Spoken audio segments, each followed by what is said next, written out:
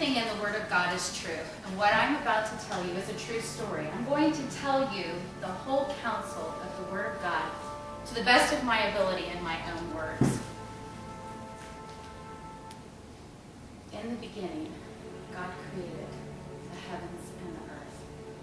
He took that which was formless and void, and He fashioned it, and He formed it, and He filled it.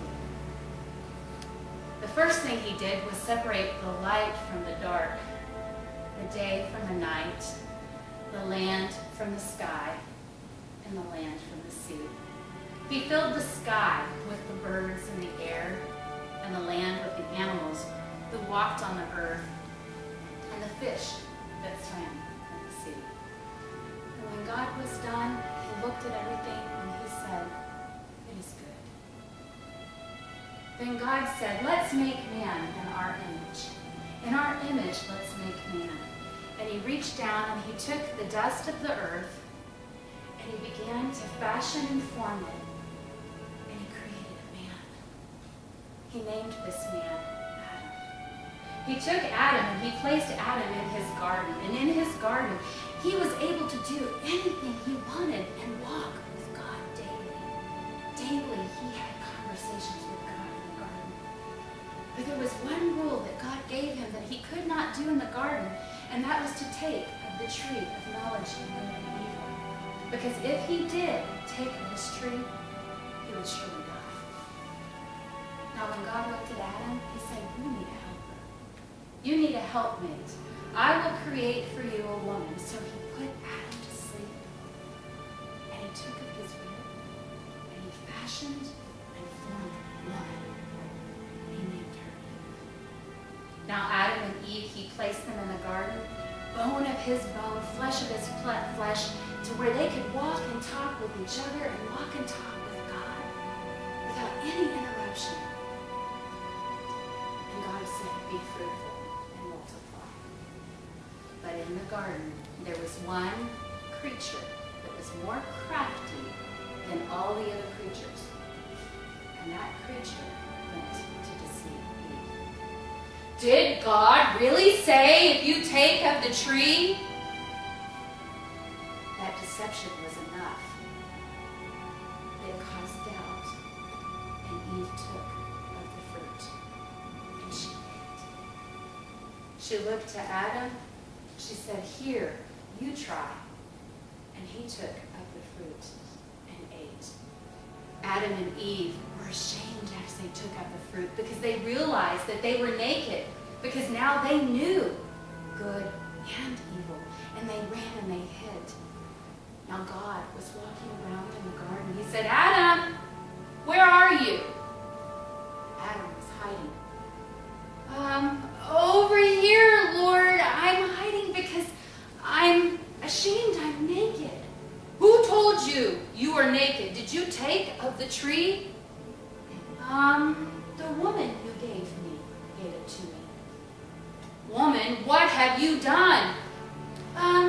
The serpent you created deceived me." Now God loved Adam and Eve so much that He couldn't leave them in the garden. Because in the garden there was another tree, and in that tree was the tree of life. And if Adam and Eve took of that fruit, they would forever live in sin, separated from God. He loved them so much, He took them out of the garden where they could walk and be with Him. And they shut the door and placed guards so that they would not live forever if they took of that tree. Now Adam and Eve obeyed God. He had told them, "Be fruitful, multiply."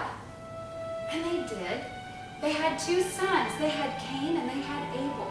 Now Cain and Abel grew, and as they grew, they wanted to worship God too.